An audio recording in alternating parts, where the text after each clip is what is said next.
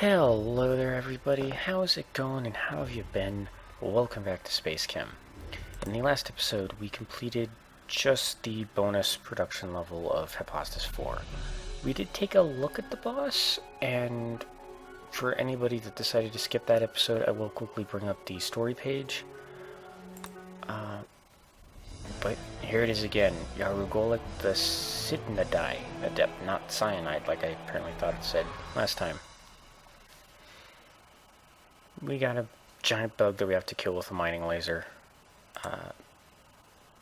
Here's the page describing that laser reactor. Basically, quickly going over it, our inputs are up at the top as opposed to on the side, because the lower half of the reactor, everything there is vaporized the moment an atom of xenon goes into this lower pipe. And if we have built a ruby crystal, which as you will notice, because it is 5 tall, it has to be assembled inside of the laser.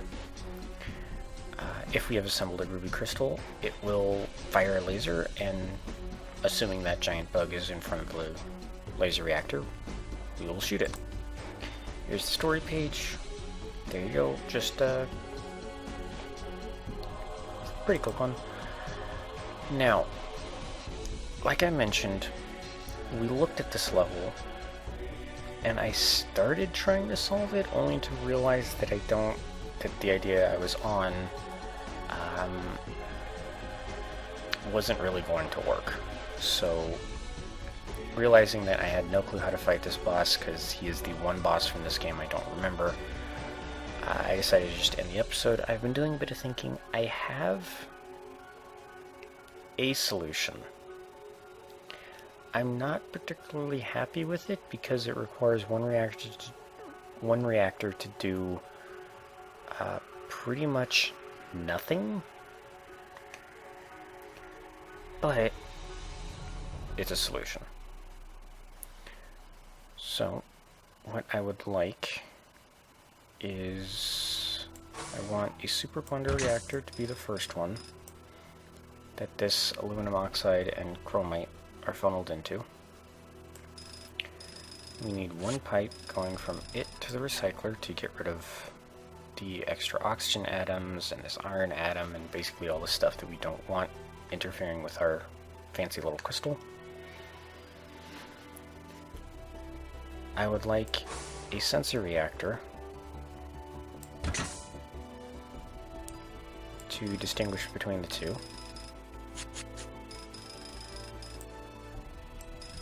Going to, these pipes will cooperate, hook them up like that.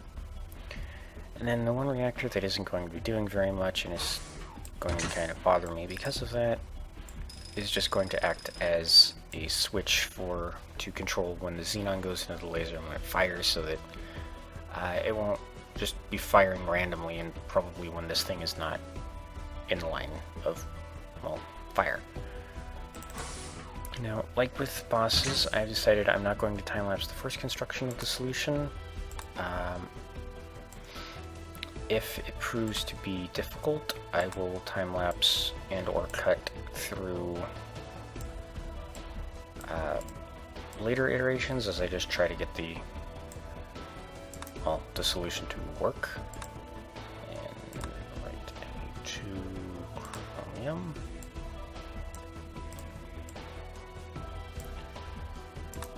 This guy just distinguishes between the two, so I think... Ooh, actually, I want chromium going out the upper pipe from this reactor, and this aluminum oxygen L shape to come out the bottom. So I think, yeah, okay. And this reactor, all he does is handle the xenon, and in fact I can actually queue him up really quick.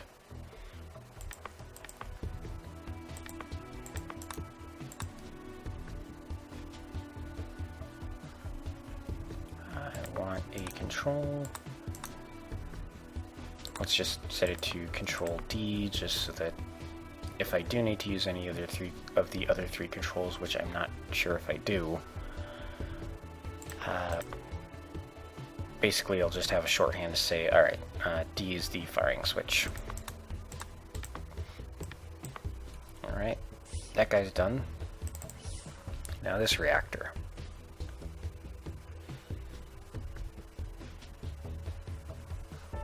Let's put these guys down like this. And then a little kink on the end. I don't think those two bonders would do anything, but let's separate them just to be sure. Now, I'm going to be doing something kind of weird in this reactor. Basically, red and blue are going to run at the same time, but they're each going to control one of the two, or handle one of the two inputs. So every time something comes in, one of these guys will be running around doing nothing, but because the operations are relatively simple, I don't think they'll interfere with one another.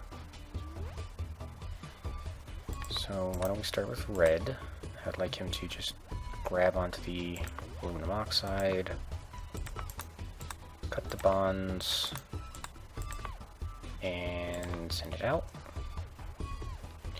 Now blue, if you actually grab right there, this is the spot where he can only possibly grab onto a chromite, and likewise, red spot is a place where you can only possibly grab onto an aluminum oxide, so you don't have to worry about them conflicting. Now you're going to be hanging on to the lower oxygen. So let's have you spin it so that it will fit nicely on these bonders. And can you actually do this? Well, let's see. Oh, yeah, I know how we can do it. Have a grab drop, so that actually just a drop will do. He severs the double bonds holding the chromite molecule together, makes off with the chromium atom, and I realized that I need both of these guys to vent their waste product back into the recycler where it is safely disposed of.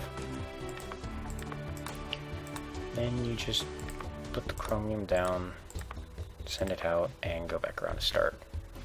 Now, I'm pretty sure that more often than not, red is going to have to be waiting on blue, but regardless, I'm pretty confident they're not going to bump into each other.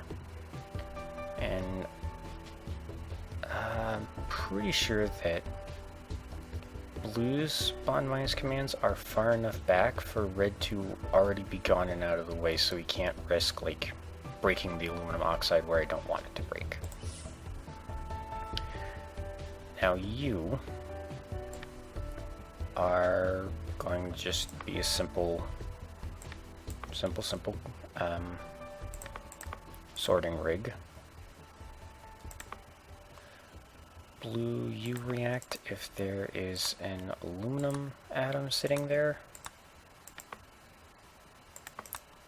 I'd like you to grab it, bring it around, send it out, all the usual fun stuff. There we go. Red, you are also going to be gated, but you react to chromium instead, because that's the only other alternative. And you just send it out of there, come back around, and call in another atom to start the process over again. Now this reactor. He's going to have a lot of work to do, and I hope I can pull it all off. So,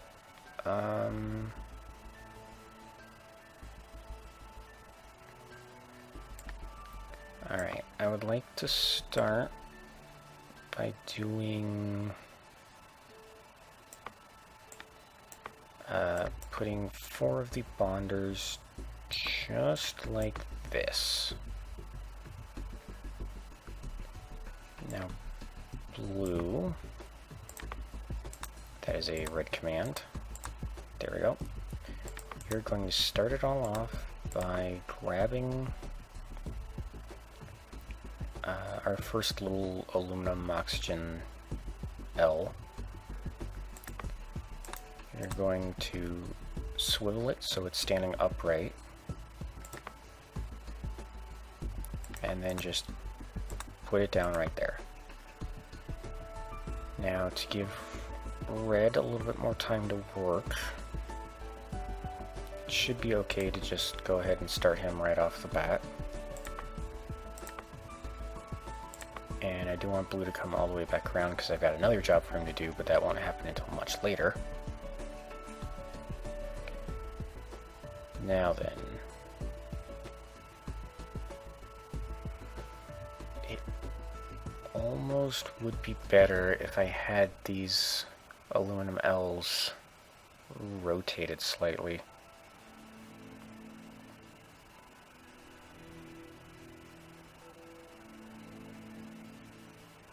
Although I think red should be able to put them together no matter what, so... Let's see, how about we try there?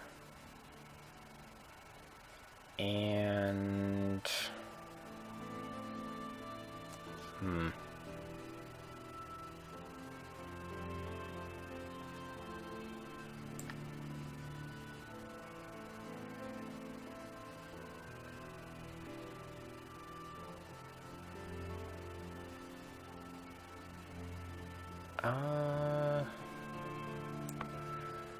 I really don't know how I want to do this, actually.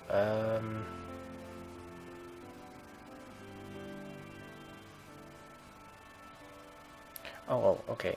What if I do... it's okay for these two to be connected, because I don't think... No, I don't want them to connect, actually, because they might interfere. Never mind. You...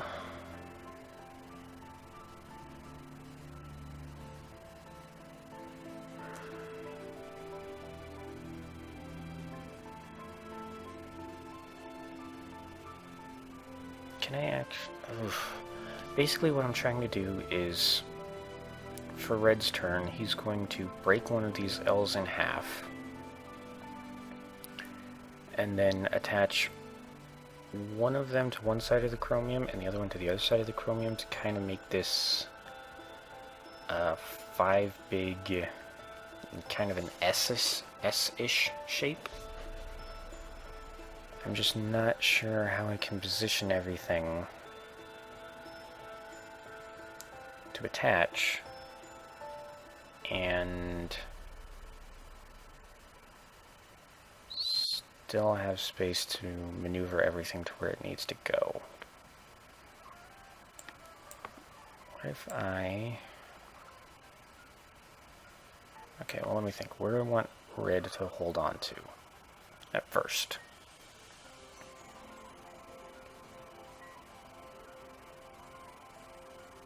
Probably the aluminum. So you are going to call from beta, but you are going to wait for blue to say that he is moving the first one into position. You'll grab the L by this far end, snap the bond, then loop up and around, maybe? Okay.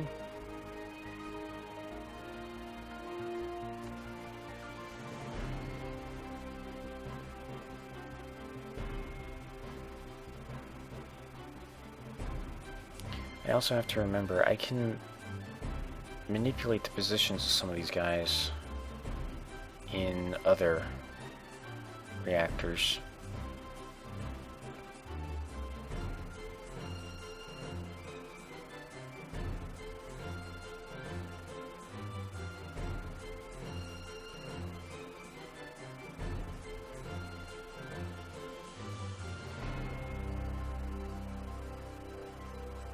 Ooh, alright.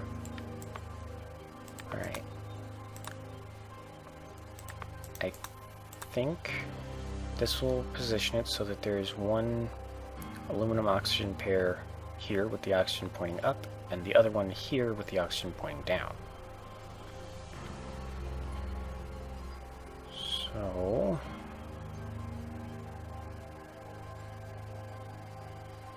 can he... can't really... dang it. I was hoping to actually put the other aluminum oxygen pair down here, have him run over, grab the chromium, then connect, and then slide it all into place. But his track's starting to get in the way.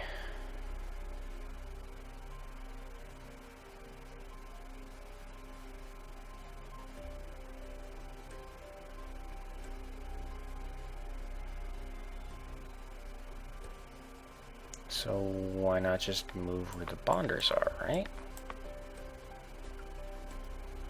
He's gotta go up and around, unfortunately.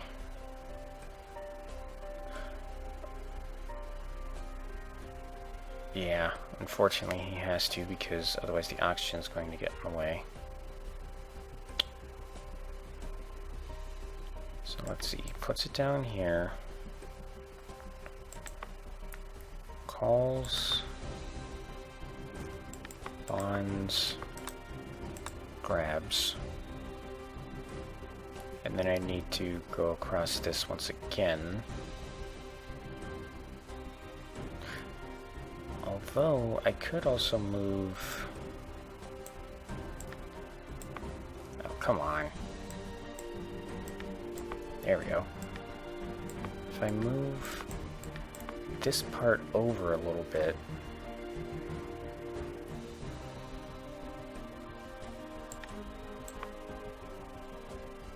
then he's going to start getting in the way over here. Okay.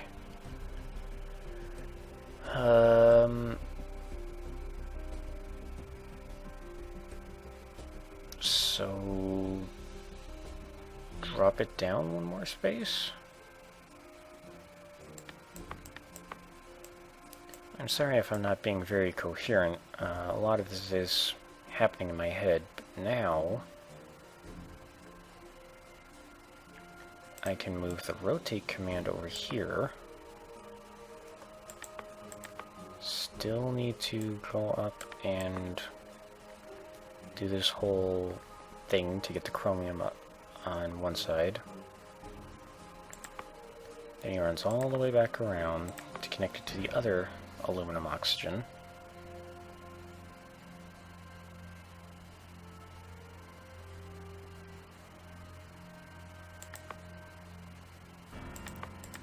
Goes up, and I think he will have just enough room to pull this off. And you turn blue back on and just start returning to your starting position. Blue, once red turns you back on, and he has confirmed that he has put together the center of the ruby crystal. You just grab it by the little bent part, swivel it down. I don't think that's... yeah, there we go. Then reuse these 4 bonders to connect it to the nearly formed ruby crystal. Put it down. and you will have to go quite a ways to get back around to your original starting position, but that's alright.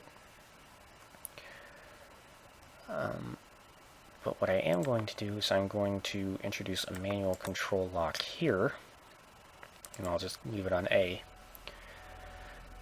because I don't want them to start building a new ruby crystal until I've fired the one they've assembled, basically.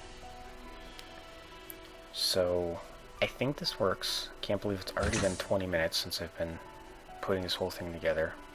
Again, really sorry if it's not coherent, but hopefully this overview will help with that. I just want to check the controls. So activating Control D will fire the laser. So that is basically my trigger for it. And activating Control A will restart construction of a ruby crystal. So I want to use D to fire and then A to restart the process. So, alright. So let's, here we go. So, up.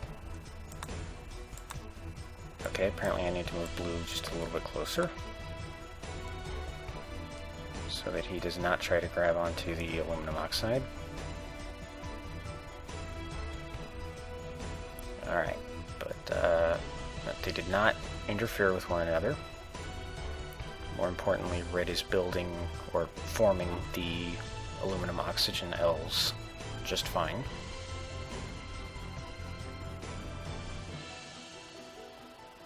Can I make sure that the... okay. Oh, well that's... Is that my... Yeah, that's my fault. I have it rotating the wrong direction. These things, I always just get them flipped around in my head. I'm not 100% sure why, but... Alright, let's speed through all this. Show me a chromite. There we go. Alright, I just want to confirm that it extracts the chromium atom correctly. And nope. Red messes it up.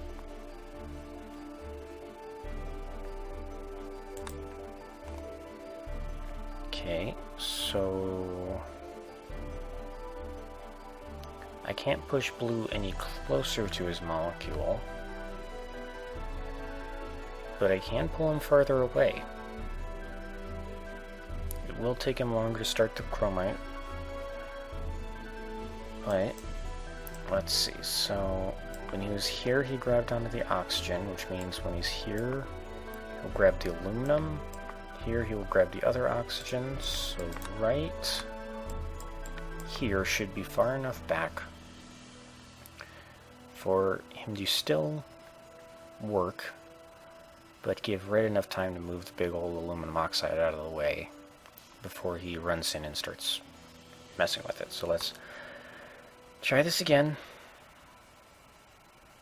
And alright, here's the chromium. Red can't do anything. And red is going to be well out of the way of it.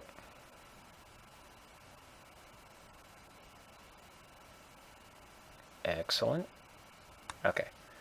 This guy handles the aluminum oxide and chromite just fine. I'd be surprised if this guy broke, because he's really just a sorting rig. We do have a xenon locked and ready to fire.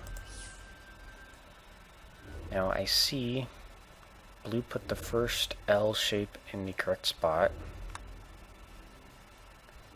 Red is just waiting on a chromium.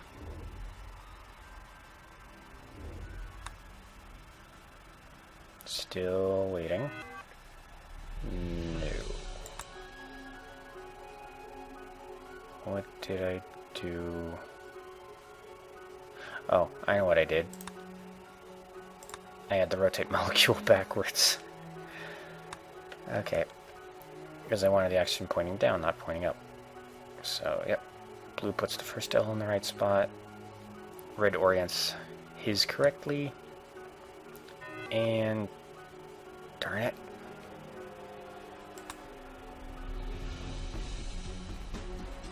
Well, hang on a sec.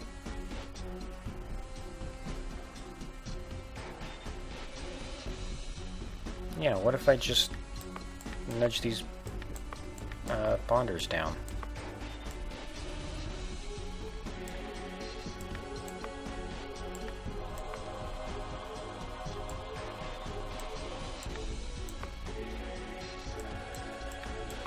I think it'll still work, right?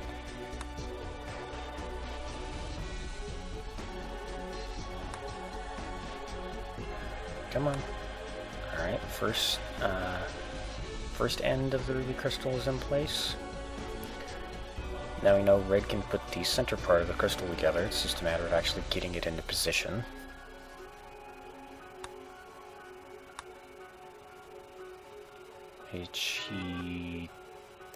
Again, I have these rotate commands backwards. I don't know what it is about these. Because I'm sure it's very obvious to a lot of people, but for some reason I just keep getting them flipped around in my head. Oh, really quick, I did notice one problem that I have to remedy. And just to make the lock a little bit easier for Blue to get out of when I'm ready for him to leave it. Okay. And there we go. Okay, he does put it down in the right spot. And Blue. Alright, our solution works. So now it's just up to me to control when to fire the laser and when to reset the process of constructing the crystal. So let's go to speed 2. Oh, you move it a crawl. Although I think you're about ready to get into position. And...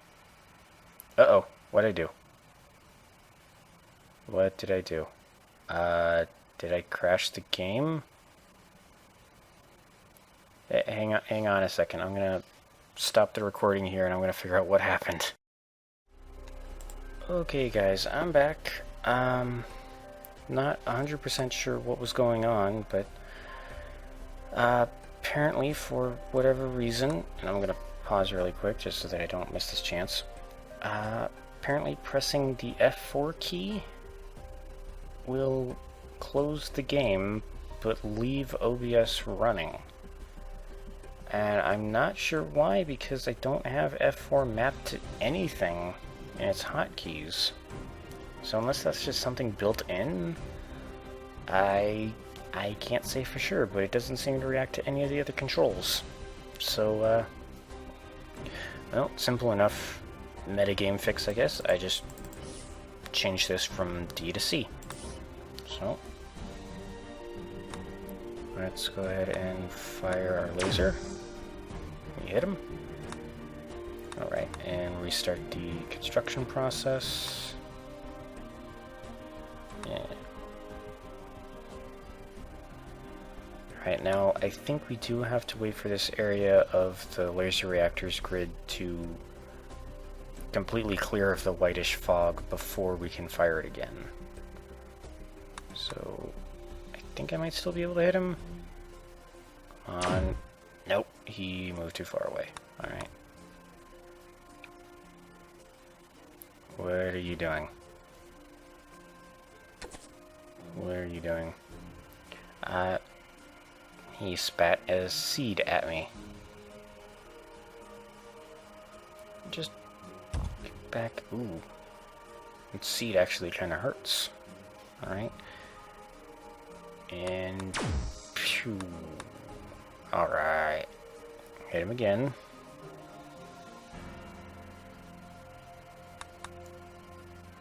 Maybe I can hit him one more time. Oh, he stopped in front of the laser. There we go. Don't move. Don't move. Don't like how much this guy's hurting me. Recharge time on this laser. Ah, missed again. Interestingly, I don't really have to wait for the crystal to be rebuilt so much as I just have to wait for the laser to recharge. Or cool down, I guess. No, don't. Ooh. Okay, that was a little too fast.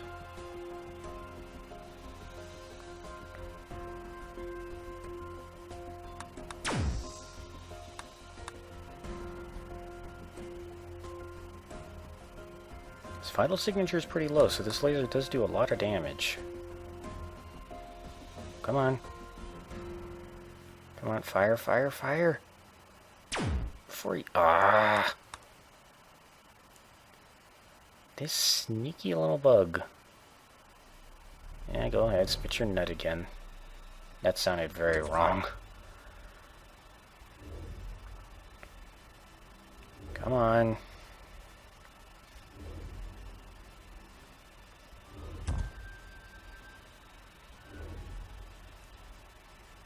Wait for it.